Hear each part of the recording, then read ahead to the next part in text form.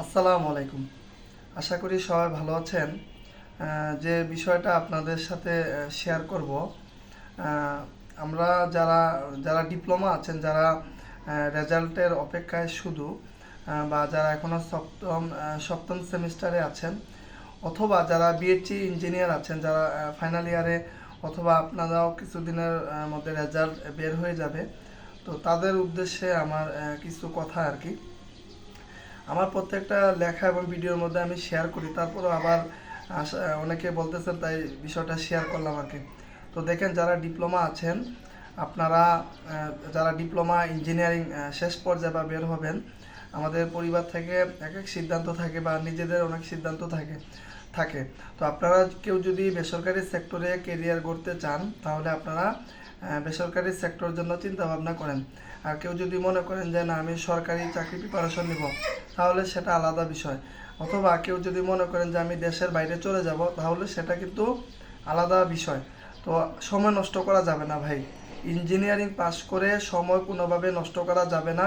আর না হলে কিন্তু এই সমস্যা কিন্তু আপনিই পড়বেন। কারণ ইঞ্জিনিয়ারিং পাস করা, রেজাল্ট বের হওয়ার পর থেকে আপনার সব কিছু শুরু হবে, যে আপনি কবে বের হয়েছেন, আপনার কিভাবে কি। তো এই জন্য আমি সবাইকে বলবো, আপনারা যারা বের হবেন, আপনারা বের হওয়ার সাথে সাথে সময়টাকে কাজে লাগাবেন। কেউ যদি দেশের বাইরে যান, সেটার জন্য প্রিপারেশন নেন। কেউ যদি গাজীপুরে যান সরকারি চাকরি প্রিপারেশনে, অথবা ডুয়েট কোচিংয়ে ভর্তি হন, সেটার জন্য প্রিপারেশন নেন। তো যা করতে হবে এখন থেকে করতে হবে। তো আমরা অনেকেই আছি, পরিবারের সাপোর্টে গাজীপুরে চলে যাই। তো এখানে দেখা যায় 3 মাস 6 মাস থাকার পর পরে আমাদের ওখান থেকে ব্যাক করে চলে আসতে হয়। ওই যে ফিনান্সিয়াল টাকা পয়সার সমস্যার কারণে আমরা অনেকে গাজীপুরে গিয়ে টিকতে পারি না। এতে করে কিন্তু সে আবার প্রাইভেট সেক্টরে ঢুকতেছে। তো আমাদের মধ্যে অনেকেই আছেন, প্রতিনিয়ত নক দেন যে ভাই, আমি গাজীপুরে 2 বছর ধরে 3 বছর ধরে এখন পর্যন্ত কিছু হচ্ছে না, আমি এখন প্রাইভেট সেক্টরে ঢুকতে চাচ্ছি। তো দেখেন, প্রাইভেট সেক্টরে ওনাদের কিন্তু একটা চ্যালেঞ্জিং হয়ে যাবে। কারণ কোম্পানিগুলো কিন্তু অনেক সচেতন।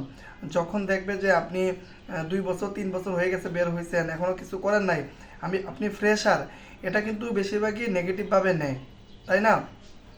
এজন্য আমরা চেষ্টা করব, আমাদের রেজাল্ট বের হওয়ার সাথে সাথে আমরা সময়টাকে কাজে লাগাবো। কে কোন দিকে যাবেন আগে থেকে সিদ্ধান্ত নেবেন। পরিবারকে বলবেন যে গাজীপুরে যদি আমি ডুয়েট কোচিংয়ে থাকি, অথবা সরকারি জবে প্রিপারেশন থাকি, এখানে কিন্তু অনেক অনেক খরচ। এখানে আমি 3 মাস 6 মাস বা 1 বছর থাকবো এরকম না। আমার সফলতা 2 বছরও লাগতে পারে, 3 বছরও লাগতে পারে, বা 6 মাসও লাগতে পারে। তো এখানে টাকা পয়সার একটা ইস্যু থাকে। তো আমাকে যদি ওইভাবে সাপোর্ট দেওয়া হয়, তাহলে আমি অবশ্যই গাজীপুরে যাব, চেষ্টা করব। আর যদি 3 মাস 6 মাসের জন্য যদি যান, এতে করে আপনার সময় নষ্ট।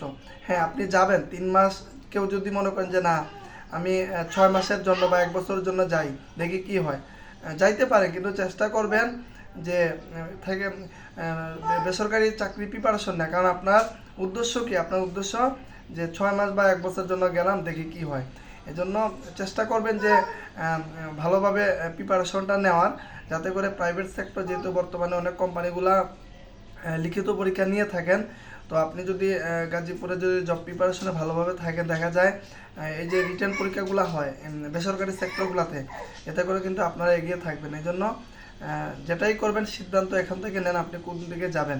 আর যারা প্রাইভেট চাকরি প্রিপারেশন নিচ্ছেন, আপনারা যত দ্রুত সম্ভব বিডি জব বা ভালো একটি সিভি তৈরি করেন, লিঙ্কডইন প্রোফাইল আপডেট করেন, বা সেটা ওটা নতুন করে খুলেন। প্রত্যেকটা জব প্ল্যাটফর্মগুলো, জব গ্রুপগুলোতে সময় দেন, তাহলে আশা করি খুব সহজে আপনাদের ভালো কিছু হয়ে যাবে। আর কেউ যদি মনে করেন যে না, আমি একটু পড়াশোনা করব, তারপর চিন্তা ভাবনা, তাহলে সেটা হচ্ছে আপনার বিষয়। এই জন্য চিন্তা ভাবনা বা সিদ্ধান্ত এখন থেকে নিতে হবে যে আপনি কি করবেন। তো এই হচ্ছে বিষয়।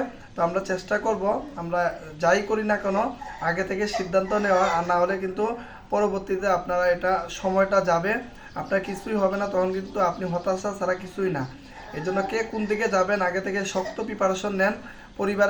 পরিবারের সাথে কথা বলেন, যাদের সাথে কথা বলা আপনার প্রয়োজন কথা বলেন, তারপর সিদ্ধান্ত নিয়ে আপনি কোন দিকে যাবেন, একটা ভালো একটা চিন্তা ভাবনা, ভালো একটা প্ল্যানিং, একটা চিন্তা ভাবনা করে আপনারা ফিল্ডে নামেন। আশা করি আপনারা যে সেক্টরে যান না কেন, অবশ্যই আপনারা সফল হবেন। ঠিক আছে, তো ধন্যবাদ সবাইকে। আমি আমার জায়গা থেকে যতটুকু পেরেছি আপনাদেরকে একটু শেয়ার করার চেষ্টা করেছি। কারো যদি কোনো প্রশ্ন থাকে অবশ্যই কমেন্টে জানাইতে পারেন, ইনশাল্লাহ আমি উত্তর দেওয়ার চেষ্টা করব। ধন্যবাদ সবাইকে। আসসালামু আলাইকুম।